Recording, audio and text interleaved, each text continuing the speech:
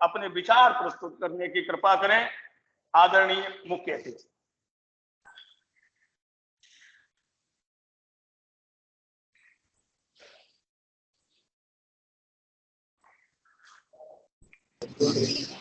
इस महत्वपूर्ण वेबिनार में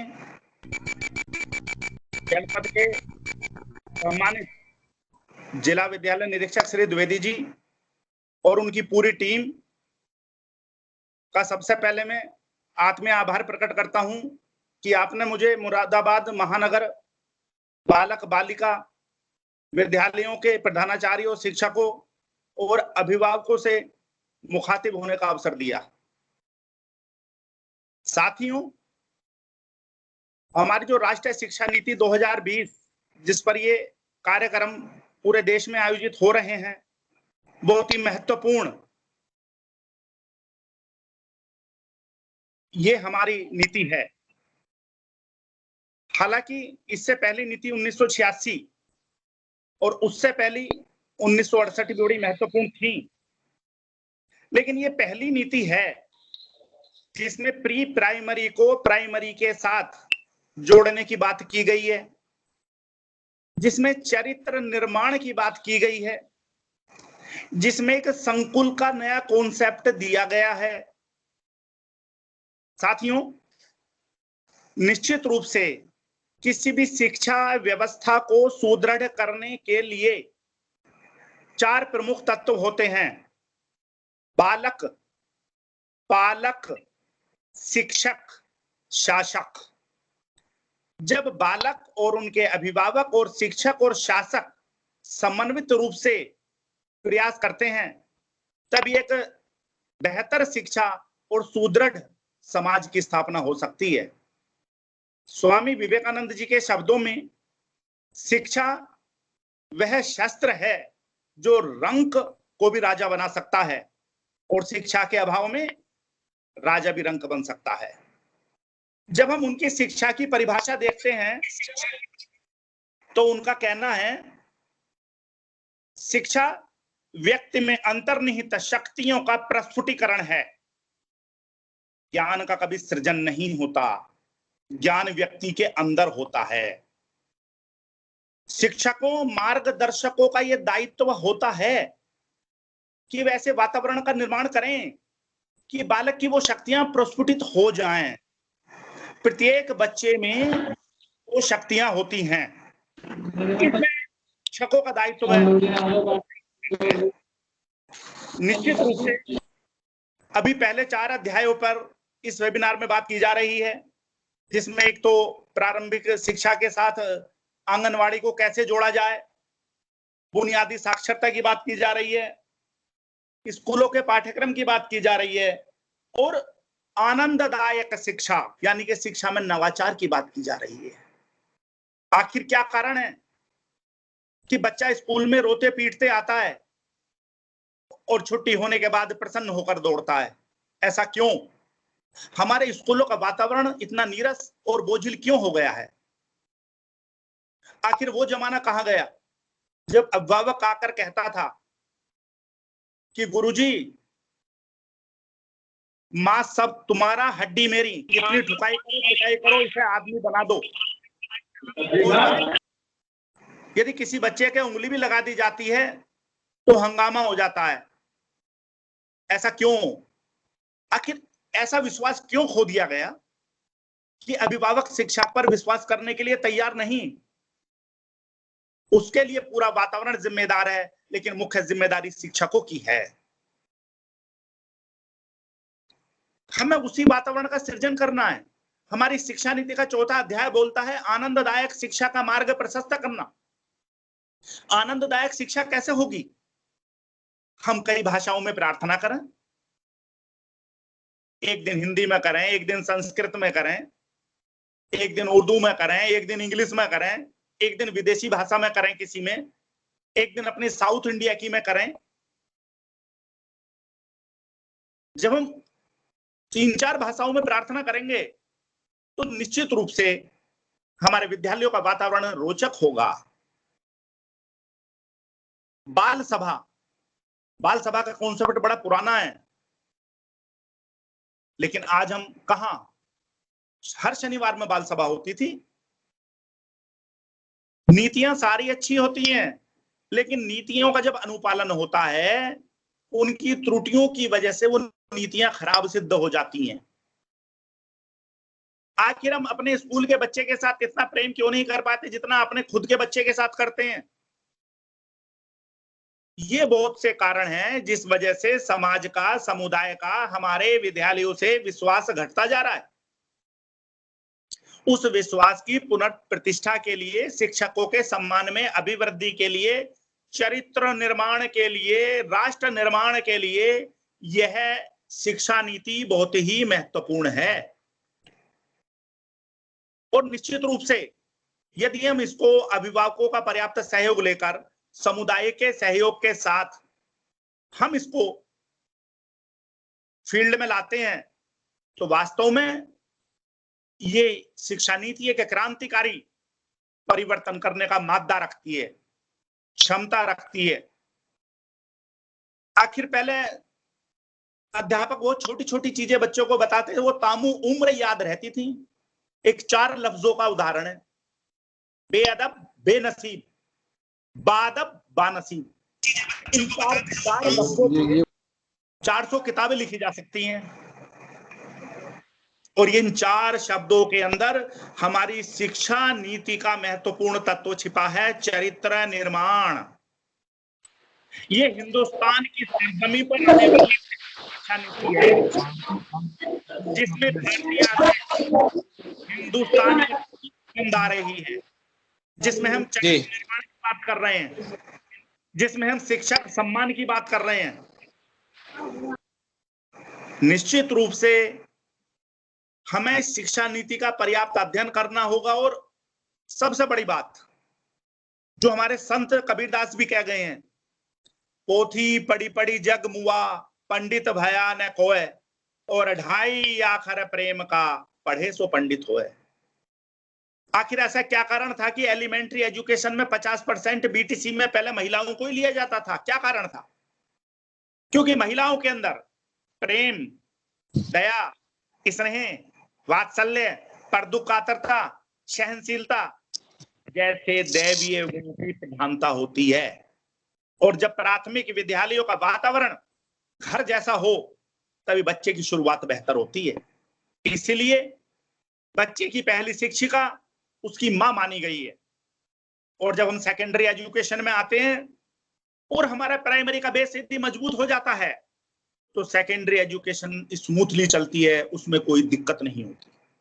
हालांकि शिक्षा नीति में 27 चैप्टर हैं, लेकिन हमारे मतलब के 8 ही चैप्टर हैं स्कूली शिक्षा के, और जिसमें भी अभी पहले चरण में मात्र 4 पर बात की जा रही है। और निश्चित रूप से हम यदि इसका सार निकालते हैं शिक्षा नीति का, तो ऐसे तत्व निकल के आते हैं। हम नैतिक शिक्षा की बात करते हैं, आज नैतिक शिक्षा का लोप हो गया है हमारे स्कूली पाठ्यक्रम से ही। हम नैतिकता की बात करते हैं, लेकिन घर में ऐसे वातावरण का सृजन नहीं करते। कोई मिलने के लिए आता है, बच्चे से कहते हैं मना कर दे, पापा घर पर नहीं है, और हम उम्मीद रखते हैं कि बच्चा सच बोलेगा। जब घर का वातावरण बेहतर आचार्य, भारतीय इंटर कॉलेज, कानून ज्ञान, मुरादाबाद।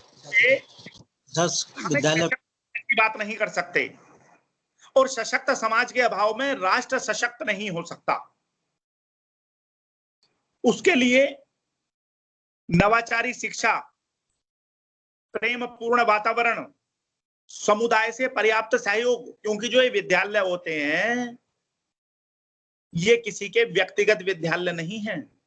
विद्यालय 2 श्रेणी के होते हैं, एक तो जिनका संचालन सरकार करती है, और एक जिनका संचालन कोई प्रबंध तंत्र करता है। प्रबंध तंत्र में भी 2 तरह के विद्यालय हैं, जिनका संचालन तो प्रबंध तंत्र करता है, लेकिन सारा धन सरकार देती है और किसी स्रोतों से चलते हैं, लेकिन वो किसी की बपोती नहीं है, वो समाज के विद्यालय हैं।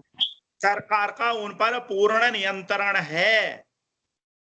और निश्चित रूप से ये शिक्षा नीति ये भी कहती है कि शिक्षा को व्यवसाय का माध्यम नहीं बनाया जाएगा। निश्चित रूप से इस वेबिनार में प्राइवेट स्कूल वाले भी होंगे, दोनों ही तरह के, क्योंकि यूपी में तो प्राइवेट स्कूल वित्त पोषितों की संख्या ही बहुत ज्यादा है। राजकीय तो अभी 10-20 साल में बढ़े हैं, पहले तो एक जिले में एक ही हुआ करता था। तो वो भी निश्चित रूप से एक सोसाइटी बनती है, सोसाइटी का पंजीकरण होता है पहले, और जब हम स्कूल की मान्यता लेते हैं तो उसमें प्रावधान स्पष्ट होते हैं कि यह व्यवसाय नहीं बनाया जाएगा, सेवा के लिए है। हम कितना पालन करते हैं प्रावधानों का, वो डिफरेंट मैटर है, लेकिन इस शिक्षा नीति में भी स्पष्ट बात कही गई है, चरित्र निर्माण की, शिक्षक सम्मान की। और सम्मान कभी पद से नहीं होता, सम्मान कर्म से होता है। निश्चित रूप से यदि हम बच्चों को प्रेम के साथ अनुशासन में रखें, और महात्मा गांधी जी का जो सुविचार था स्व अनुशासन, आत्म अनुशासन, निश्चित रूप से वो एक व्यक्ति जो आत्म अनुशासन का पालन करता है जीवन के उच्चतम क्षेत्रों में जाता है। हमारे यहां तो यदि हम शिक्षा की बात करें, हमारे यहां तो शिक्षा नीतियों की असफलता के बहुत सारे उदाहरण हैं। हमारे यहां स्वाध्याय करने के बाद लोग बड़े बड़े उच्चतम पदों पर पहुंचे हैं। ये तो ऐसी चमत्कारिक भारत भूमि है, यहां पर तो एक संस्था के कार्यालय में केयर टेकर का काम करने वाला न केवल अपने ज्ञान, न केवल अपने संघर्ष के बल पर हिंदुस्तान जैसे मुल्क का प्रधानमंत्री बनता है, अपितु विश्व के सर्वाधिक सशक्त प्रधानमंत्रियों में शुमार होता है। अरे ये तो वो भारतीय भूमि है जहां पर वाल्मीकि दस्यु से महर्षि बन जाते हैं, कालिदास महामूर्ख परम विद्वान बन जाते हैं। और जब जब शिक्षक सम्मान की बात करते हैं तो एक वाकया औरंगजेब के जमाने का है। औरंगजेब ने एक फतवा जारी किया, यानी कि राजाज्ञा, जिसको जियो बोलते हैं आज की डेट में, कि कोई भी मुल्क में 10 इंच से ज्यादा लंबी दाढ़ी नहीं रखेगा। लेकिन जब वो एक मदरसे में पहुंचे और उन्होंने एक मौलवी को देखा, उसकी दाढ़ी बहुत लंबी थी, बादशाह को बड़ा गुस्सा आया। मौलवी साहब, क्या आपने फतवा नहीं पढ़ा? बादशाह सलामत का फतवा, दाढ़ी वाला फतवा। तो उस मौलवी ने, उस शिक्षक ने उस समय जवाब दिया, जहां ना अपील थी, ना वकील थी, ना दलील थी, उस समय जवाब दिया, बादशाह सलामत, फतवे नौकरों के लिए होते हैं, रियाया के लिए होते हैं, मुदर्रिसों के लिए नहीं।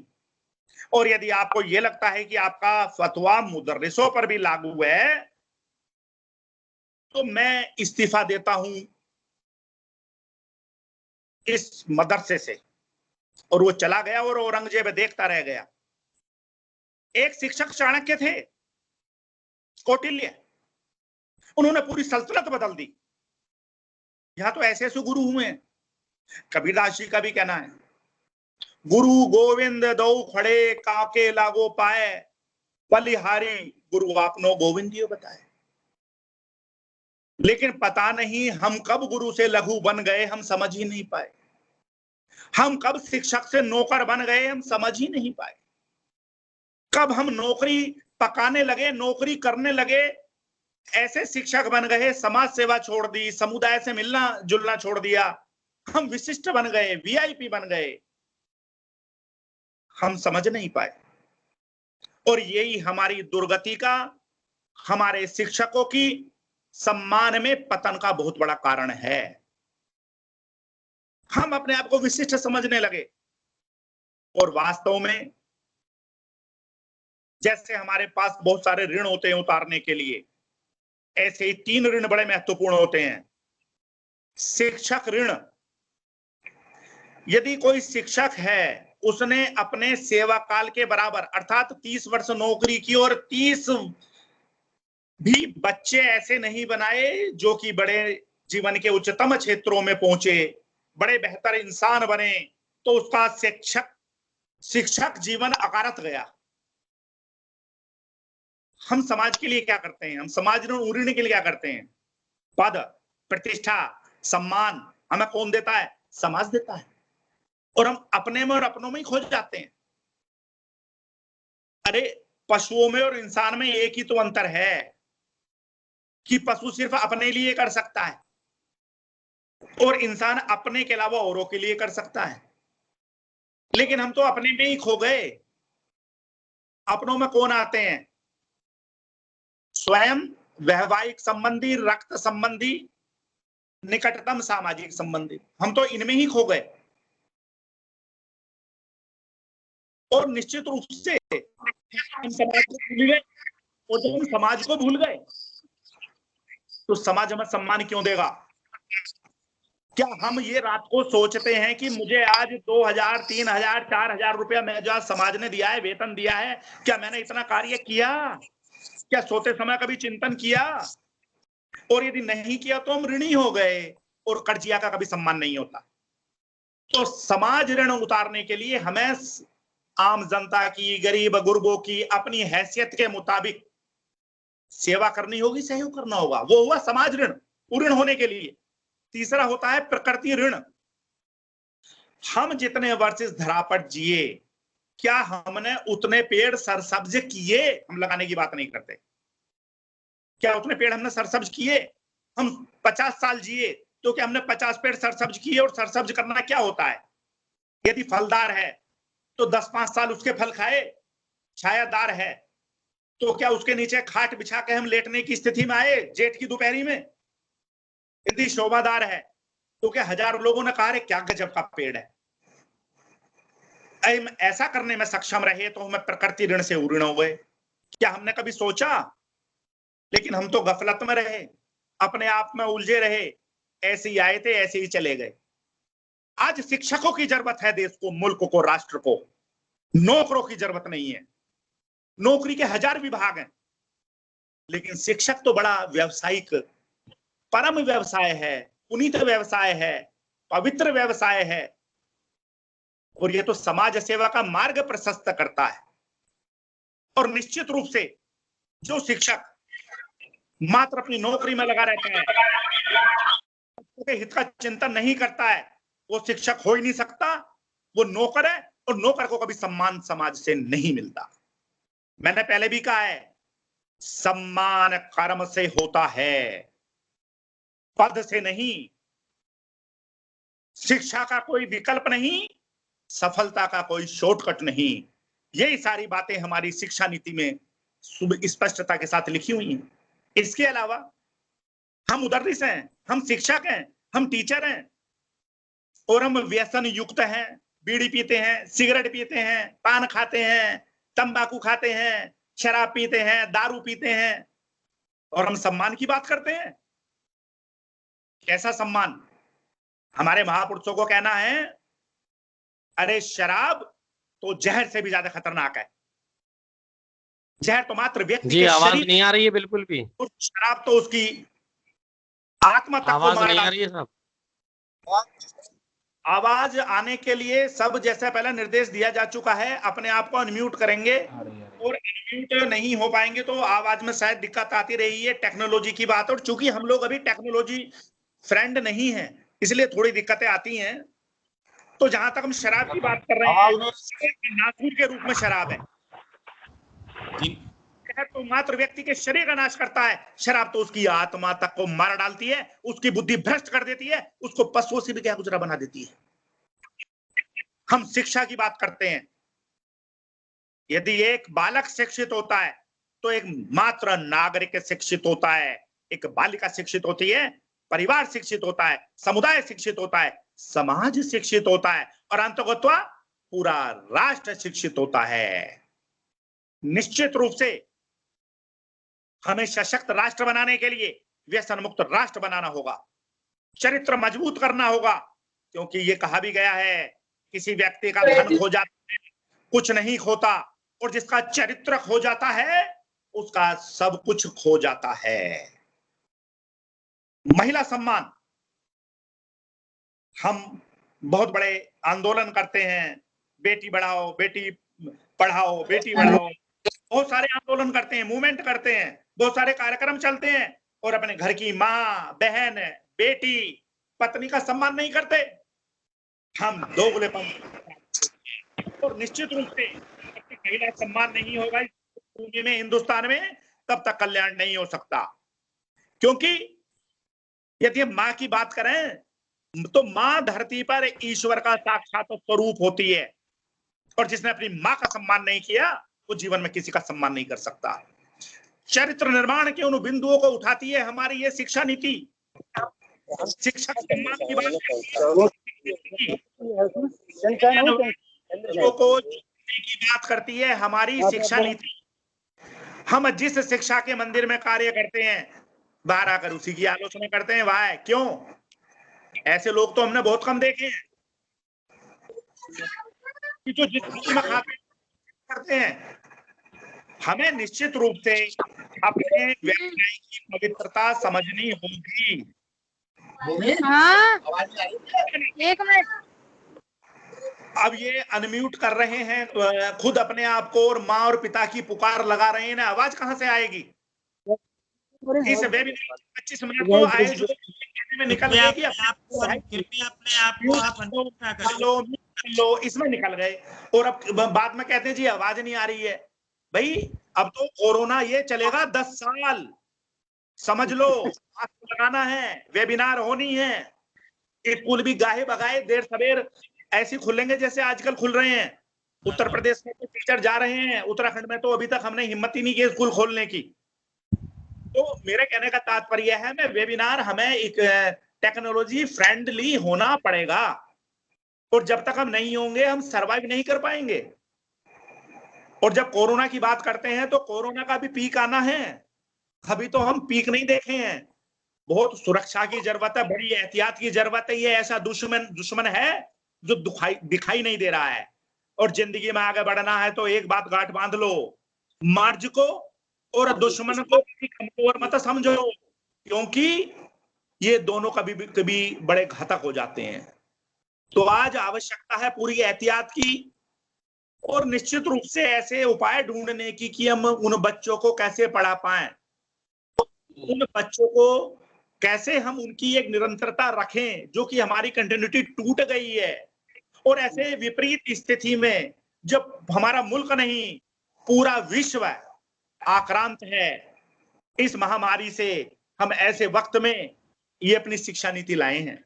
तो हमें निश्चित रूप से टेक्नोलॉजिकल फ्रेंड होना पड़ेगा, और हमें ये ध्यान रखना पड़ेगा कि हम कैसे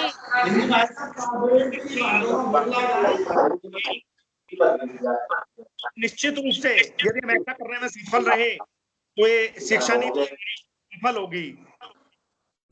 अंत में शिक्षा परिवार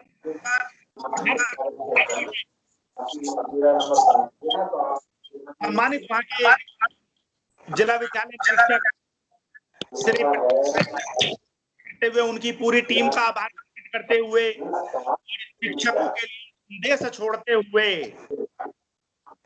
कि शिक्षक नहीं सम्मान होता है। और अंत में महाकवि जयशंकर प्रसाद के 2 शब्द बोलते हुए मैं जनता के लिए काम करते हुए अपनी वाणी को विराम दूंगा। जी के साथ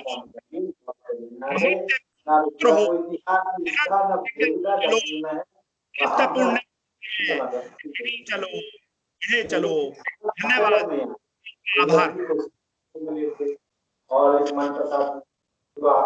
बहुत धन्यवाद सर, बहुत धन्यवाद सर ने अपना अमूल्य समय इस वेबिनार में दिया।